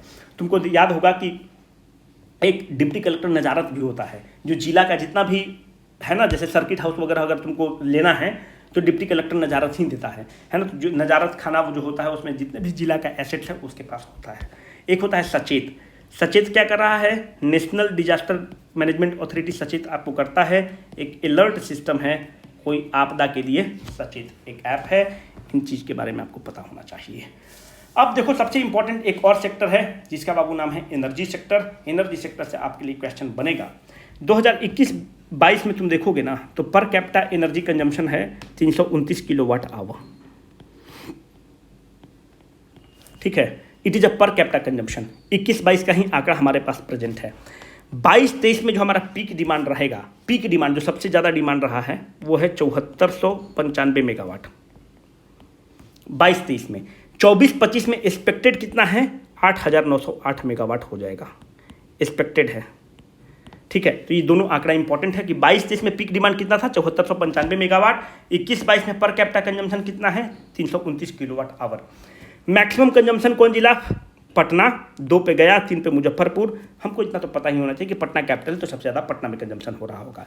What are the number of the electricity consumers, हमारे पास कितने हैं 1.90 CR, 1.90 करोड़ हमारे इलेक्ट्रिसिटी कंज्यूमर्स है एज ऑफ मार्च 31, 2023। हम लोग अल्ट्रा मेगा पावर प्लांट बना रहे हैं 4000 मेगावाट का, बांका में बना रहे हैं। 24-25 में 8908, 20-25-26 में हम लोग एक्सपेक्ट कर रहे हैं, एक्सट्रापुलेट कर रहे हैं कि जो पीक डिमांड हो जाएगा वो 9743 मेगावाट हो जाएगा। तो ये हम लोग जब तक एक्सट्रापोलेट नहीं करेंगे कि कितना पावर का डिमांड होगा, तब तक हम लोग पावर प्लांट्स नहीं लगाएंगे, रिन्यूएबल एनर्जी नहीं लगाएंगे। इसीलिए इकोनॉमिक सर्वे जरूरी है, क्योंकि हमें फ्यूचर में क्या करना है उसके बारे में बताता है। तो 25-26 में पीक पावर डिमांड 9743 मेगावाट होगा, 22-23 में पीक डिमांड 7495 मेगावाट था, पर कैपिटा 329 था, 24-25 में 8908 मेगावाट एक्सपेक्टेड है। एनर्जी से क्वेश्चन पूछता है, गलत मत करना। अब देखो टोटल जो पावर है हम लोगों का, उसमें 31.1% रिन्यूएबल एनर्जी से आता है, बहुत इंपॉर्टेंट आंकड़ा है। और बाकी 100 में से 31.1 को घटा दोगे तो 69% जो है थर्मल पावर प्लांट से आता है। हम लोग का टारगेट ये है कि 20-25-26 तक हम लोग 35%, तकरीबन 35% रिन्यूएबल एनर्जी से जनरेट करेंगे बिहार में, पर 25-26 तक as of now 31.1% renewable energy से आता है। और रिन्यूएबल एनर्जी मतलब हो गया सोलर पावर प्लांट वगैरह। अक्षय ऊर्जा 68.9% हमारा थर्मल पावर प्लांट से आता है। अब देखो सोलर पावर प्रोजेक्ट्स कुछ बन रहे हैं। जो सोलर पावर प्रोजेक्ट्स हैं, एक तो बन रहा है कजरा में, जिसको हम लोग परमिशन बिहार सरकार दे दी है। कजरा कहाँ है बाबू, जिला लखीसराय में है। एक है बन रहा है सोलर पावर प्रोजेक्ट पीरपैंती में। पीरपैंती कहाँ है, भागलपुर में है। स्टार मार्क करो और लिखो, एग्जाम में पूछेगा तुमसे।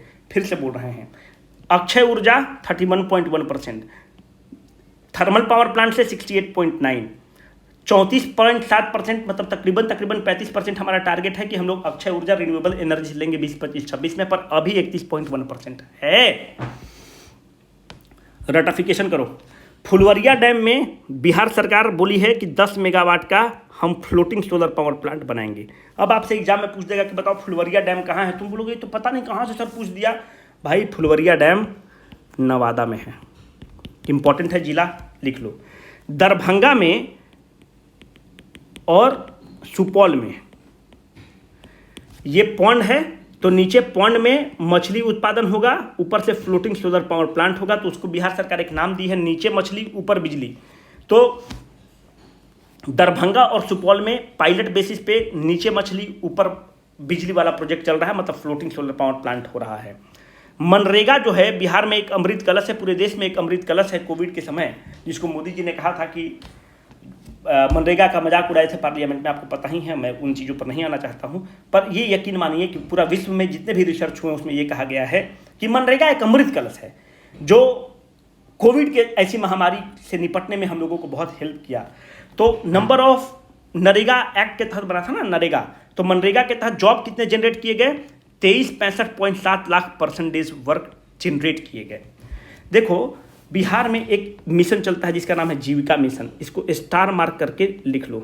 जीविका मिशन को क्या बोलते हैं, Bihar rural livelihood promotion society. किस मंत्रालय के अंदर है, ग्रामीण मंत्रालय, रूरल डेवलपमेंट के अंदर है। जीविका मिशन कब स्टार्ट होता है, ठीक है, जीविका मिशन ही तुमको ये चला रहा है दीदी की रसोई। कितना दीदी की रसोई चला रहा है, 115 दीदी की रसोई चला रहा है।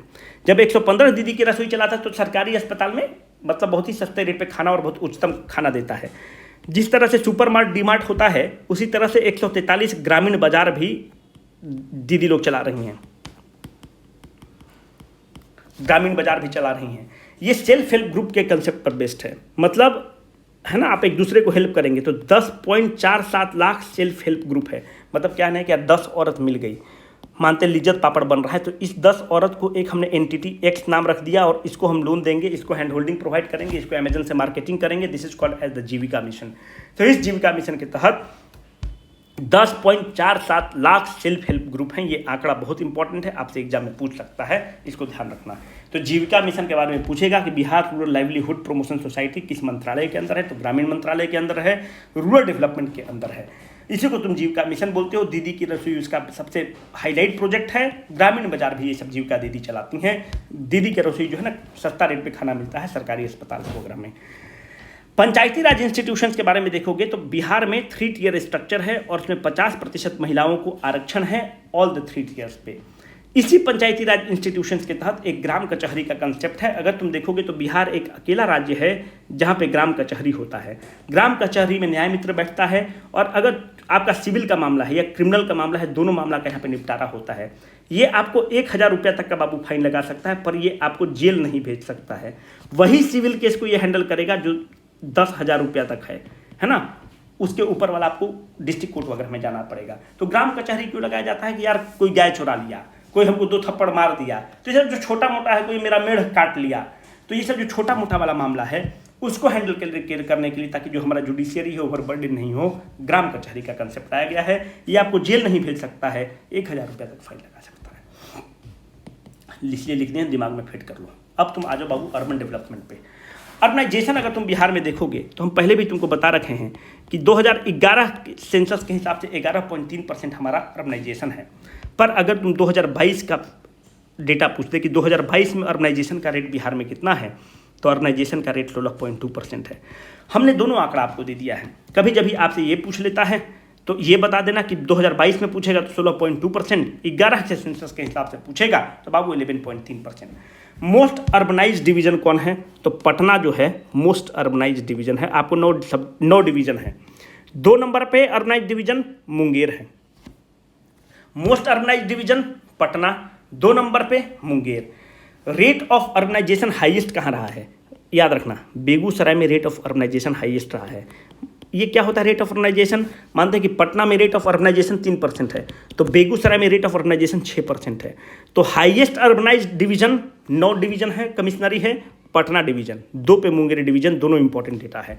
रेट ऑफ अर्बनाइजेशन हाईएस्ट कहाँ है, बेगूसराय में। ऑप्शन में पटना देगा, तुम टिक करके आओगे पर गलत हो जाएगा। रेट ऑफ अर्बनाइजेशन हाईएस्ट जो है बेगूसराय में है। स्मार्ट सिटी मिशन में तुमको बता कौन कौन जिला है।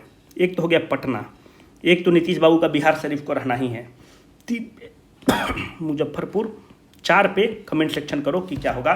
पटना, बिहार शरीफ, मुजफ्फरपुर, 4 नंबर पे बताओ कि भागलपुर है कि औरंगाबाद है कि गया है कि जहानाबाद है, कमेंट सेक्शन में जरूर बताना। पटना मेट्रो प्रोजेक्ट आपको आप पटना गए होंगे, देख रहे होंगे पूरा रोड का क्या स्थिति है। पटना मेट्रो प्रोजेक्ट में 20% केंद्र देगा, 20% राज्य देगा, 60% सॉफ्ट लोन है। जापान इंटरनेशनल कॉपरेशन एजेंसी, जिसको तुम जिका बोलते हो, वो 60% वो रुपया देगा। टिल जुलाई 2023 तक केंद्र सरकार कितना दिया है, मात्र 872 रुपया करोड़ दिया है। राज्य सरकार 2529.59 करोड़ दिया है। बाहरे बाह सरकार हमारे बदौलत चले, हम और आप केवल दिल्ली में मजदूरी और डेली ढोने के लिए हैं। मात्र 872 करोड़ रुपया दिया है। अरे और पैसा दो ना भाई, पटना का जितना विकास होता अच्छा है, प्राइवेट सेक्टर नौकरी देगा नहीं तो कहाँ जाएगा आदमी यार। ये सब नहीं रहेगा तो मर जाएगा आदमी, मूड मेरा खराब हो जाता है। क्या है 8,072 करोड़ रुपया, तो जल्दी होगा और पूरा जाल बिछेगा। पटना दुर्गति बना हुआ है, पटना में स्थिति इतना खराब है। अब देखो बैंकिंग सेक्टर पे आ जाओ बाबू। बैंकिंग सेक्टर में नॉन परफॉर्मिंग एसेट्स पे आ जाओ, बहुत इंपॉर्टेंट है। बिहार में एनपीए का क्या स्थिति है, 9.3% एनपीए हुआ है। बैंकिंग नेटवर्क सबसे क्या है, आप कितना भी एसबीआई को गाली दे दो, 1 नंबर पे एसबीआई, पब्लिक सेक्टर बैंक से SBI, PNB, Canara bank. 2 number पे बाबू बिहार में रीजनल रूरल बैंक्स हैं और 3 नंबर पे प्राइवेट सेक्टर बैंक है। ये आंकड़ा बहुत इंपॉर्टेंट है, याद रखना। ये आंकड़ा बहुत इंपॉर्टेंट है, याद रखना। क्रेडिट डिपॉजिट रेशियो, हम कितना डिपॉजिट करते हैं उसका कितना पैसा हमको मिलता है, 55.6% है, जबकि और सब राज्यों में 178% है, 145% है। सबसे ज़्यादा कहाँ पर है credit ratio, deposit ratio, Purnia में है। स्टार मार्क करो और इसको लिखो। हाईएस्ट क्रेडिट डिपॉजिट रेशियो कहाँ है? पूर्णिया में है। टोटल फर्टिलिटी रेट बिहार का कितना है? 2020 में टोटल फर्टिलिटी रेट बिहार में 3.0 है। What is total fertility rate? The number of the children likely to be born per women. Women का प्रोडक्टिव ईयर तुम क्या से क्या मानते हो? 15 से 49 साल तक प्रोडक्टिव ईयर होता है, क्योंकि उसके बाद उनका मेनोपॉज हो जाता है। तो 15 से 49 साल की उम्र में एक महिला कितने बच्चा का जन्म दे सकती हैं, उसको तुम फर्टिलिटी रेट बोलते हो। तो 3 फर्टिलिटी रेट है बिहार का। Number of the health institutions पर 10 लाख पॉपुलेशन अगर तुम देखोगे ना, तो सबसे ज़्यादा जमुई में है। सबसे अच्छा हेल्थ इंफ्रास्ट्रक्चर इसके पास बेस्ट है। मतलब the number of the health institutions पर 10 लाख पॉपुलेशन पर कितना अस्पताल वगैरह है। सबसे खराब स्थिति किसका है? वर्ष सीता मैया का जगह का है। सीतामढ़ी वर्स्ट है। देखो, एक होता है सस्टेनेबल डेवलपमेंट गोल्स, है ना, सतत विकास जो हमारा गोल है उसको हम लोग अपना अचीव करने की कोशिश करते हैं। तो उसमें डिफरेंट कैटेगरी है कि कौन स्टेट किस कैटेगरी में है। तो बिहार में जैसे पहले एक कैटेगरी रहेगा एस्पायरर कैटेगरी, एक है फास्ट रनर कैटेगरी। तो याद रखना बिहार जो है फास्ट रनर कैटेगरी में है, सॉरी फ्रंट रनर कैटेगरी में है। तो अगर आपसे एग्जाम में पूछते कि बिहार किस कैटेगरी में है, तो बिहार फ्रंट रनर कैटेगरी है। सतत डेवलपमेंट गोल्स जो है, सस्टेनेबल डेवलपमेंट गोल्स, उसको अचीव करने में बिहार जो है फ्रंट रनर के कैटेगरी में है। एकदम आगे हैं हम लोग। सब तुम्हारी फाइलों में गांव का मौसम गुलाबी है, सब ये आंकड़े फर्जी हैं, फरेबी हैं, ठीक है। फ्रंट रनर कैटेगरी में है। Number of the health institutions पर 10 लाख पॉपुलेशन में सबसे अच्छा कौन है बाबू? जमुई है। सबसे वर्स्ट कौन है? सीतामढ़ी है। सेकेंड पटना में जो प्लेनेटेरियम बना है, 1 नंबर पे पटना में प्लेनेटेरियम है, 2 नंबर पे दरभंगा में प्लेनेटेरियम बना है। रीजनल साइंस सेंटर कहाँ बना है? गया में बना है। राजगीर में क्या है? नीतीश बाबू का क्षेत्र है। जो भी चीज़ अगर कुछ नहीं मिले तो मारो। स्पोर्ट्स एकेडमी राजगीर में नीतीश बाबू बनाए हैं। उसके बाद क्रिकेट स्टेडियम राजगीर में नीतीश बाबू बनाए हैं। यहाँ पर नीतीश बाबू स्पोर्ट्स यूनिवर्सिटी भी बनाए हैं। भाई क्या गलत है? जहाँ का वो व्यक्ति है पहले अपना जगह का विकास करेगा ना जी, अपने घर पे पहले दिया जलाएगा, उसके बाद ही ना कहीं होगा। अब तुम चाइल्ड डेवलपमेंट में आ जाओ। बिहार के पॉपुलेशन में 42% पॉपुलेशन जो है बच्चों का है।